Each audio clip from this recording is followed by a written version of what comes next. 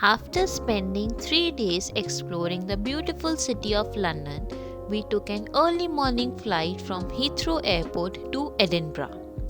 We landed at 7 a.m. in the morning and took the Airlink Express to city centre, which dropped us off near Princess Street right in front of the Edinburgh Castle. Princess Street was a gorgeous welcome into Scotland.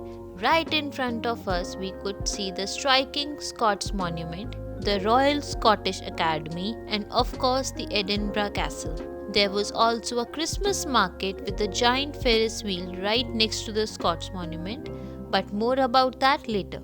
The entire city had a very gothic look to it, as most monuments seemed to have a black layer on top of them, making them quite distinct to what we had seen in London or elsewhere. From there on, we started walking towards our hotel, which was about a 15-minute walk from the Balmoral, which is a beautiful historic hotel just a few steps from the Scots Monument. On the way, we grabbed a cup of coffee from Bread near the Royal Mile and then later continued along a path while taking in the beautiful view of a calm morning in Edinburgh. Finally, after reaching the hotel, we still had some time till our check-in. So we dropped our bags at the hotel and went outside to grab a few snacks from a nearby Lidl, where we saw a very unique machine inside the grocery store which extracts orange juice from fresh oranges right in front of you. After that, we were in mood for a pizza, so we looked up and found a great little restaurant right next to the Surgeons Hall Museum and Festival Theatre named Pizza Posto. The restaurant had a beautiful interior and nice ambience, and the pizza we ordered tasted great as well. We were so tired and full by this point that when we checked into our hotel, we planned on resting and heading out in about an hour, but instead woke up 3 hours later. After waking up in the evening, we got out of the hotel and started strolling around despite of it being extremely windy and rainy, which we later realized was due to a major storm affecting most of the coastal areas in UK. After the winds wound down a little bit, we started exploring the area along the high street, where we took a turn towards Cockburn Street, which has been partially used as an inspiration for Diagon Alley in Harry Potter, and indeed it felt beautifully familiar. The street was decorated itself, and numerous shops with decorated interiors also added to the charm of it all. On the way, we also stopped at a gelato shop named Bun and Scoop, as we were in mood to grab some ice cream. We were not aware that there was a surprise waiting for us at the end of the Cockburn Street. So after taking a few pictures, we started walking forward and were welcomed by the beautiful lights of the Edinburgh Christmas market and Scots Memorial, which was looking even more enchanting at night. The walk to the Christmas market through the East Princess Street Gardens was a beautiful one, with the numerous decoration and photo spots along the way. Even the lights from the museum on the mount was adding to the beauty of it all. It was a decent walk to the Christmas market, but a beautiful one, as the entire path was filled with lights and felt very festive. The Christmas market, though small, felt very lively, with a lot of people enjoying. There were a lot of shops selling handcrafted items, Christmas decorations, different varieties of food, and the market also had numerous rides for entertainment and a giant Ferris wheel in the middle of it all. Lights from the Royal Scottish Academy and National Galleries of Scotland was also adding to the charm of the entire place. We didn't really try much at the market, as we planned to have dinner at Dishoom, which is a popular Indian restaurant which was just a 5 minutes walk from the Christmas market. It was a really nice experience having dinner at Dishoom. The interior is themed like old school Bombay with quirky commentary mentioned everywhere. The entire design was very old school and really adds to the experience. We initially entered the waiting room, which is basically their bar area, and ordered a couple of drinks for ourselves and loved the overall experience. We especially enjoyed the chai punch, which was a cool Indian take on a whiskey punch with flavors amped up to 10. After having dinner and getting our energy back, we again started exploring the streets a little bit more. Despite of it being a little late and most places being closed, it felt completely safe, so we made our way towards Victoria Street, which is the primary street which is said to have inspired Diagon Alley from the Harry Potter book and movies, and it looked magical at night. There were a lot of decorated shops, especially Harry Potter themed, which added to the magical feeling of the place. So, after spending some more time taking pictures in Victoria Street, we made our way back to the hotel after strolling a bit more through the streets of the Royal Mile. Good morning. On day 2, we started a little early to maximize our time in Edinburgh, as we had to catch a flight back to London in the evening. Today, our plan was to walk the entire Royal Mile end to end, exploring a lot of areas, attractions, and shops along the way. But the first thing that we wanted to do was to go up the Calton Hill to get a great view of the city that inspired Harry Potter and Hogwarts. And what a beautiful and calm morning it was. We walked through the pretty streets of Edinburgh, taking in the rustic architecture of the historic buildings. After walking for about 15 minutes and taking multiple stops along the way to take in the gorgeous mornings in Edinburgh, we finally reached the stairs to Calton Hill. It's a few stairs and then a pretty steep walk to top of the public park, where you are welcomed by the beautiful sights of various historical monuments.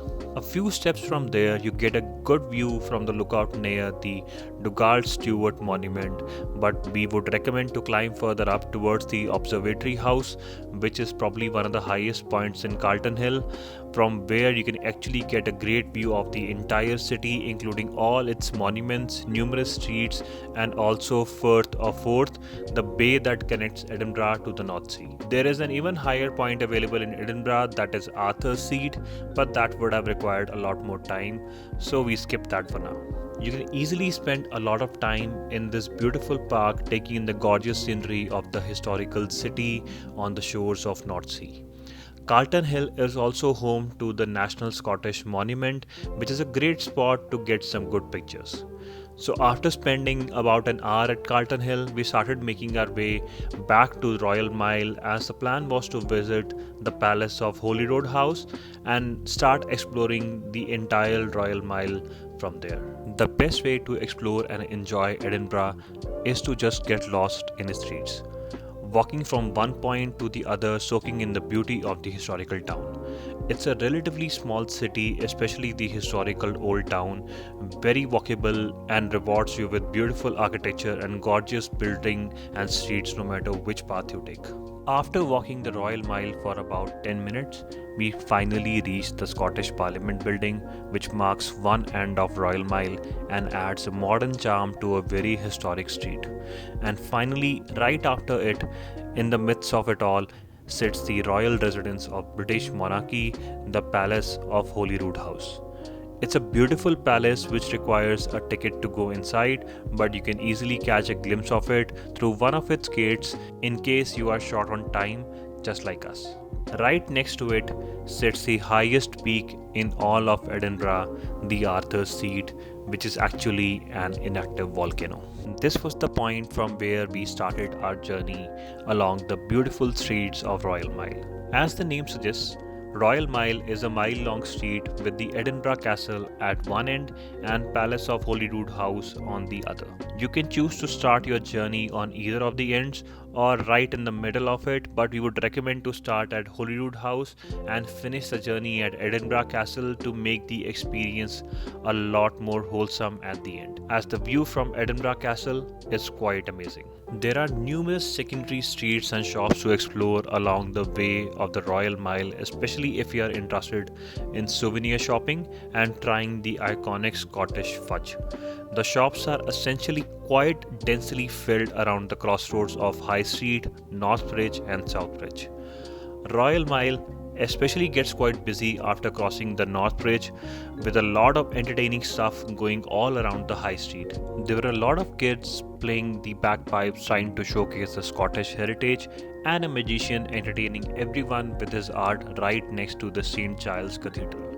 Most of the monuments in Edinburgh have a very gothic look, but St. Giles Cathedral provides an amazing contrast from that perspective. It looks extremely rustic and blends well with the rest of the monuments in Edinburgh, but as soon as you step inside, it feels like a completely different place. The internal architecture is gorgeous with high ceilings and beautiful windows and looks quite maintained, especially considering it was founded in the year 1124. Right across the cathedral is the David Hume statue, which is popular for its golden toe, which people rub as a sign of good luck, which is a local tradition started by the philosophy students back in 1997. From there on, you can make your way straight to the biggest monument of them all, the Edinburgh Castle. But instead, we wanted to take a small detour and go through the Victoria Street once again, as the colors of the beautiful shops in the iconic street looks even prettier on a sunny afternoon. Victoria Street felt very vibrant and lively this time of the day as everything was open. There was a long line to visit the Harry Potter shop due to the street's connection to the magical Diagon Alley from the Harry Potter books. The street itself looked even more beautiful from the bottom rather than the top, as the different colored shops come together to make it look even more enchanting. The area right before the Edinburgh Castle is a beautiful one with decorated shops, and rising above all of them is Toolbooth Kirk with its striking red windows which adds to the entire place. The castle itself is quite grand with a massive open space leading up to the castle. We did not go inside the castle as we were a little short on time, but the area outside the castle has an amazing view of the city and acts as an amazing backdrop to get some great pictures. Next, we took a street right next to the Toolbooth Kirk towards Grassmarket, which is one of the most historically relevant market in Edinburgh's history. Currently, it is a great place to get a mix of good food, entertainment, hotels, and shopping, especially if you're looking for some more souvenirs. It's a wide open area filled with decorated shops, and right at the end of it, you are able to get a great view of the Edinburgh Castle. Next, we started strolling around the perimeter of Edinburgh Castle while making our way back to Princess Street. The castle looks exquisite from below no matter which street you are on. As for the streets themselves, they are filled with glorious buildings every step of the way. Finally, after walking for about 15 minutes, we were back at Princess Street, but instead of going back to the hotel, we thought about taking a stroll through Rose Street, which runs parallel to Princess Street, and what a great decision it was. As soon as we reached Rose Street, which is actually part of Newtown, we were pleasantly surprised with a massive Christmas market spanning almost the entire street. Rose Street itself was filled with a lot of eateries, pubs, and stores which were decorated in a very festive and beautiful manner. Right in the middle was a massive covered ice rink filled with people enjoying the festive season. After a few minutes walk, we finally reached the food and shopping stalls for the Christmas market and saw a shop selling various types and flavors of brownies served hot with a cold ice cream which tasted as great as it looked. Finally, we spent the last couple of hours we had in Edinburgh just strolling through the streets, soaking in the beauty of this historic town in the little time that we had here. This marks an end to this video. Hope you guys liked it, and we'll see you in the next one.